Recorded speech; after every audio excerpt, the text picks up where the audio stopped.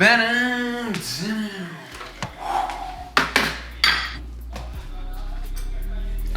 ladies and gentlemen, welcome to today's video. In today's video, I'm gonna tell you guys a couple things that I wish I knew when I first started lifting, and particularly because I just finished prep. Some things that I wish I knew when I first started prep, or my first prep, because my last prep was the second prep I've done, and I definitely did some things differently because I learned that I didn't have to do certain things my first prep, or I did some shit wrong. So yeah, so first and foremost, the first thing I wish I knew when I first started going to the gym was showering before and after the gym. Honestly though, a lot of people in the gym are stinky as hell, so please be showering before, at least before the gym. Put on deodorant. Please just save everybody else in the gym from not wearing like nose plugs, and just fucking put on deodorant. Actually, the first thing we're gonna talk about is carbs, because we're having our post-workout meal right now. Pre-workout meal right now, because we're gonna go hit legs. All right, I'm gonna mix. Whoa, that is so thick, bro. So in terms of carbohydrates, what I wish I knew when I first started lifting was that I was afraid of carbs, okay? I thought that carbs made you fat. That's what everyone tells you on the internet. You go on bodybuilding.com or whatever forum that you're on nowadays, you watch a YouTube video, or you click on a guy who prescribes the keto diet or whatever. That's bullshit, okay? Carbs are probably one of your best friends, especially when you're on prep. Like, I was so scared to have a lot of carbs because I was like, oh, a low carb diet puts me in more of a deficit. I'm gonna lose more body fat. Yes and no, that can be true. You can manipulate, obviously, having low, high, and medium carb days depending on where you're at in your prep, if we're talking about prep. But if we're just talking about losing weight in general, and especially gaining weight, carbs are very important to not only fuel your training sessions, but to feel good in general. You know, you fill up your glycogen, you have better pumps, everything like that. So number one thing, don't be afraid of carbs, man. That's how you're going to fill up your body, right? And have enough energy to push hard numbers and train super hard. In terms of the second thing I just mentioned about training hard and intensity, kind of like a Mike Menser, am I saying his name? I don't even know. That guy, his style of training where you're doing low volume but super high intense training, right? So that's personally what I follow, and I think that works phenomenally well.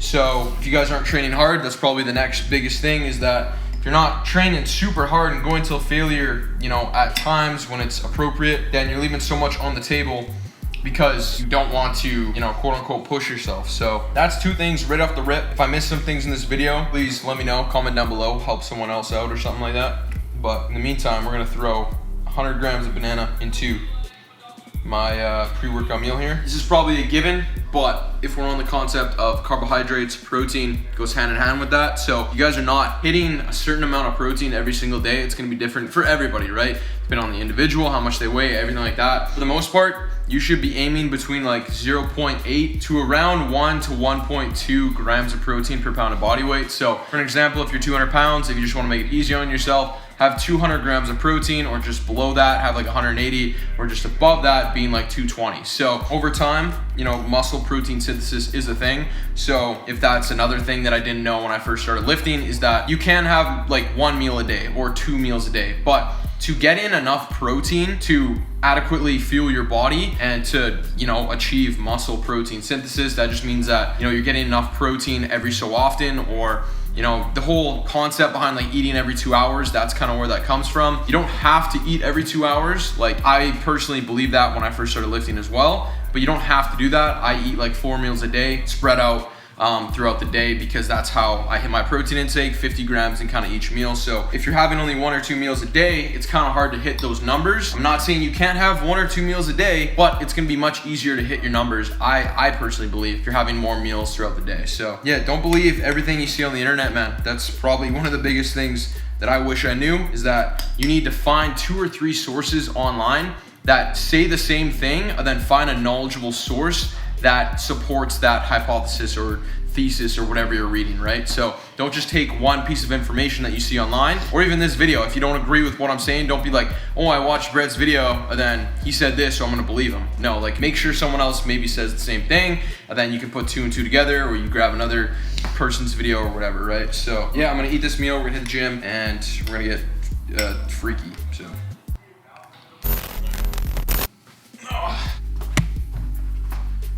Woo! All right, guys, I want to show you guys a couple of the fits for Youngla Black Friday, which is starting November 21st. It's going to end November 28th. I'm probably going to put a video up somewhere on the screen right now of me trying on like a bunch of fits because I don't want to make this like a 20-minute just a haul video, but I am going to show you guys a couple that are, in my opinion, like the sickest fits that you can possibly cop. A couple lifestyle, a couple more, you know, like lounging, like the new slides.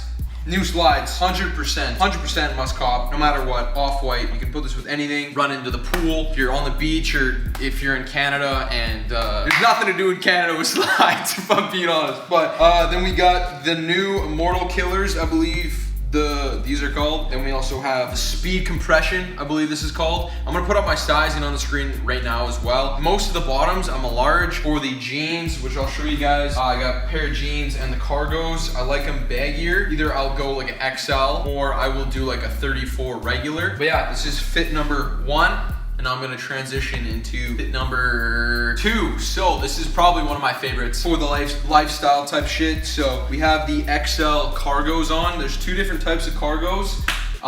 These are the twill. This is an actual cargo like type of fit where it's thick, it's baggy, it's like that Carhartt type style. Then these are the Trailblaze cargos. I prefer these ones because again, they're thick. This is like a more thinner type of feel. But yeah, anyways, paired it with the Abstract tee, again in a large, and the runway jacket, or runaway jacket. This is my favorite jacket for sure. This fit right here, white, a little bit of beige, off-white, then we got the tan. I'm gonna show you guys maybe 2 more here. Now we're going on to fit number 3. Okay.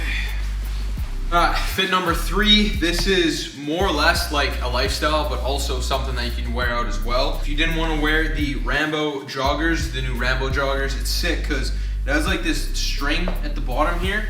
So you can either wear it like an open type of sweatpant, or you can tie them up so that they're super tight around your ankle. I like just leaving it just like that. And then we have the new iron washed hoodie. Favorite hoodie from the entire drop, for sure. There's other hoodies as well. This is another color of the iron washed hoodie, okay? Like, I just like it because it's cropped. So I got an extra large in these just because I wanted a little bit more baggy. This is the new cloud foam hoodie. Probably my second favorite. It's actually like a cloud. Like it's like the whole cloud collection with this and the cloud joggers as well. I guess you could pair this with this fit as well. But super comfortable, super, like the quality is insane. Like it's super thick, so it's perfect if you live in Canada like myself, because it's gonna get fucking freezing here soon. Then we paired it with the new puffers. I'm not sure what puffer this one's called, but it's better than the other 2. So also disregard my pile of shit. We've been filming all day, all right? There's 3 puffers coming. So we got the everyday puffer. So just look how I'm looking right now, right? This is like a more thick type of shit in terms of the puffer. This is my favorite, like I mentioned. But you can also get a thinner version if you want. This is the everyday puffer. So this is more or less if it's not as hot or something, you can wear this puffer. It's still really nice, don't get me wrong, but I like the kind of like big and baggy look of the other puffer. Third puffer we have is the cutoff puffer, or like the vest, I guess. What did I say? Cutoff? Cutoff puffer? The vest. This is tight. This is tight. This is dope, actually. Yeah, I would say the Rambo joggers are number 2 or number 3, besides the Immortal Killers and the Cloud Foam. They're like pretty interchangeable. Then there's also a couple other joggers. It's another color of the Immortal Killers, the gray. Okay. We got the everyday sweats as well. There's like 10 different types of sweatpants coming. These are a little bit slimmer too. So if you're getting the Sunday sweats, I believe these are called, size up. I got a large, should definitely be an extra large just because it's like super tight to my leg. I'd rather have it like this. All right, 2 more fits, guys, I promise, all right? This is hands down the best gym fit from the entire drop. Super Villain long sleeve compressions. You guys already know about the Super Villain compressions, the short sleeves. This fits perfect, man. And the Olympic shorts on the bottom here, this is the best gym fit.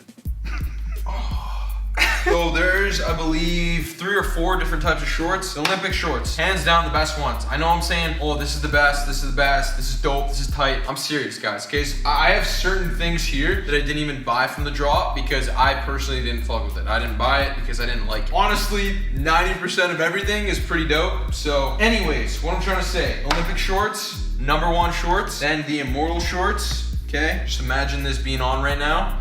This is number 2. Then, do I have the other shorts? These ones are probably number 3. Whoa.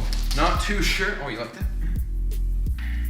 Then these are number 3. I'm not too sure which ones these are called, but these are all in a large as well. Then also, okay, two more things, I swear to God. So, difference right here. I know a lot of people are gonna be asking this. 2 different types of track pants. We have the warm-up track pants, which is literally like warm-up type feel. Remember going to high school and you would have those rip-off type of pants? That's what these feel like. So I prefer the flagship track pants, and they're baggier. These are both the same size, okay? If you put this, I'll just throw these on. So these are the flagship, okay, track pants. Super baggy. This is, I prefer this. Me, personally, I prefer this look compared to these ones, which are, if you can tell just by me putting it right here, it's just thinner, like it's like pretty close or pretty tight to your leg. Last but not least, so we got another tee. I haven't shown much of the tees just because I feel like all the other dope shit gets more attention because tees are just tees, and you have like the puffers, you have that jacket I showed before. I'm gonna show you guys a flannel right now. So tees get underlooked, but this is, I don't even know what tee this is called, but a bunch of the logos are on the back, I believe. And the abstract tee,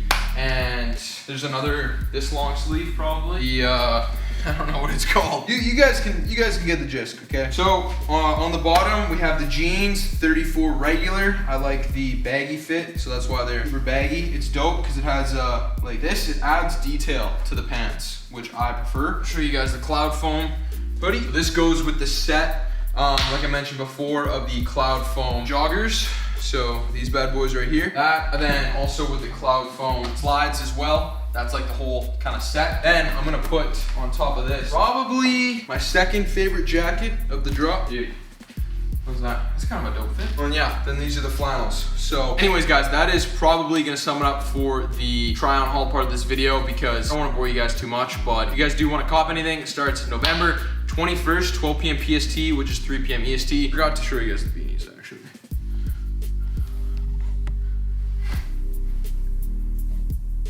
There's beanies, there's hats, but there's not a lot of stock of a lot of that, especially with the jackets. So if you guys want to actually get something when it drops, be on the site at the exact time that it drops. So 12 p.m. PST, 3 p.m. EST. Code TURB, instead of being 15% off, is now going to be 30% off. So if you guys do want to pick up anything and support the kid and get something for cheap, or get something for your girlfriend, boyfriend for Christmas or some shit, use my code, and I truly fucking appreciate you if you do. Thank you so much. Let me know which fit you guys like the most. I think I like, this is the jeans with the flannel. I think you can't go wrong, but anything with the puffer, honestly, and the slides, it's probably gonna be top 2 in a day too. So anyways, thank you guys so much. If you do use my code, I appreciate it. Love you all. Love you all. Thank you.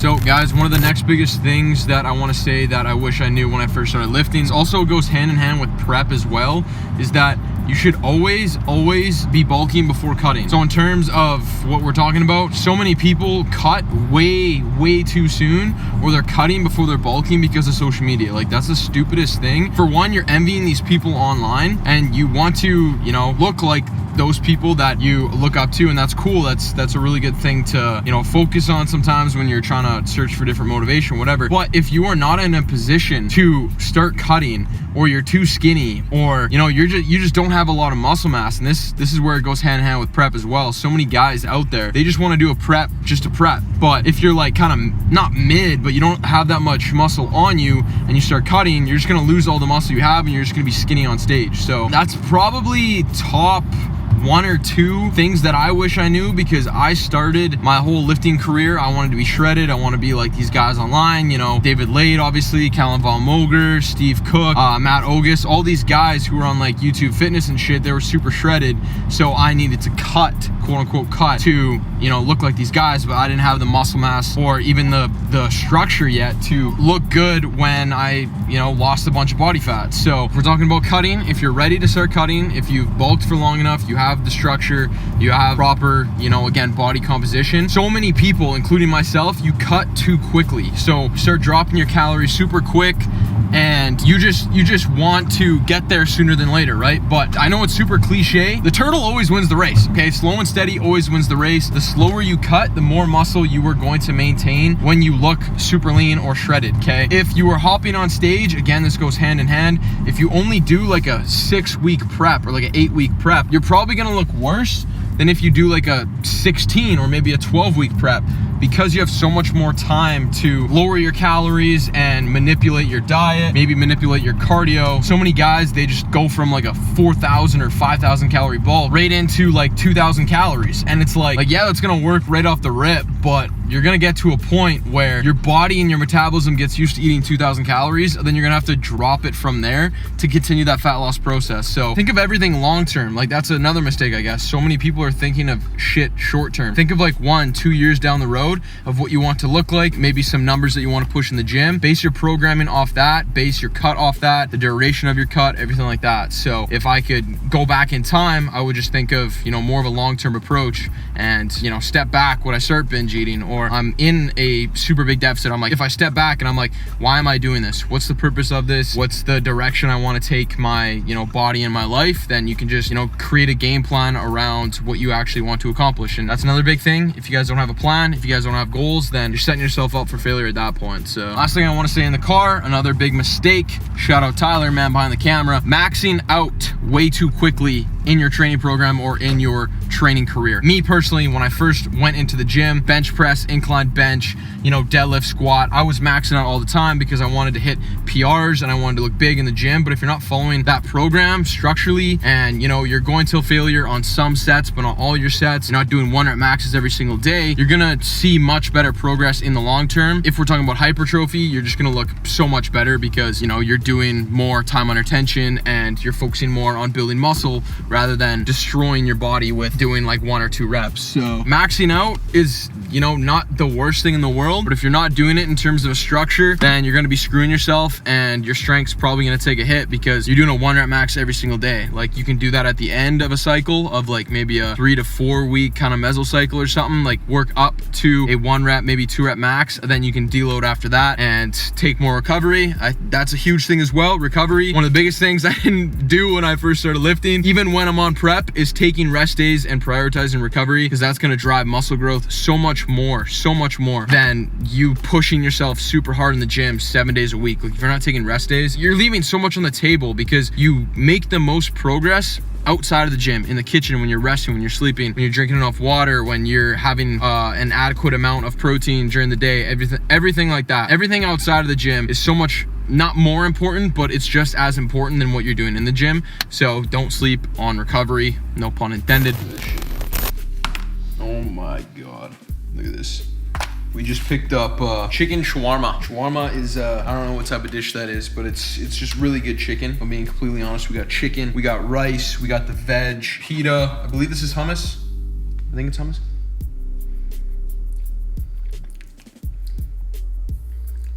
No, that's tzatziki. This brings me to my next point, guys. In terms of what I didn't know when I first started lifting, is that calories in, calories out is actually a real thing. So I obviously ordered this, and you know, eating out is not always the best thing for your digestion, for your progress. However, if you're picking the right shit, like I got chicken, I got veg, I got rice, I can easily input this into like MyFitnessPal and hit my calories for the day and still hit my numbers, if that makes sense. So when I first started, I was like, oh, why am I not losing weight? I'm doing cardio, I'm training super hard, I'm doing all these things, but if I'm eating over my caloric maintenance, calories in, calories out, I'm not gonna be losing weight. So if I'm not in a deficit, it doesn't matter. So I can actually eat out and still be in a deficit and lose weight, or I can eat out and not be in a deficit and gain weight because I'm in a surplus. So just pick an amount of calories that you have based on your goals. If you want to gain weight, be in a surplus. If you want to be in a deficit and lose weight, then you will be in a deficit.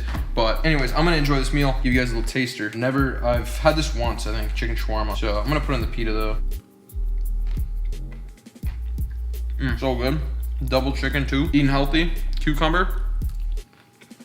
Can't go wrong, bro. Ladies and gentlemen, the next thing I want to talk about in terms of what I wish I knew when I first started training goes hand in hand with our Ninja Creamy. Picked up this bad boy, ordered it from Amazon just after prep ended, which was like 2 weeks ago, something like that. Best investment of my entire fucking life existence. Trust me, this thing was 260 Canadian, but we use it every night. Like all you do is put bad boy in there. Honestly, just look up a video. I'm gonna butcher how it works, but we just spin it, take it out, throw in our mix-ins like Oreos, if you have like Kinder Surprise, Cinnamon Toast Crunch, that type of shit. And then you click like the mix-in function, and then it just like mixes it into soft serve ice cream, but it's only like 300 calories. So this brings me to one of my huge points that I fucked up when I was first starting to train. Don't avoid any foods, okay? You can still have your favorite foods. Like I'm pairing this with popcorn right now. I'm having popcorn and ice cream for my last meal of the day. Surprisingly, this meal right here is gonna have like 40 grams of protein too. So I thought that I had to have chicken and rice, steak and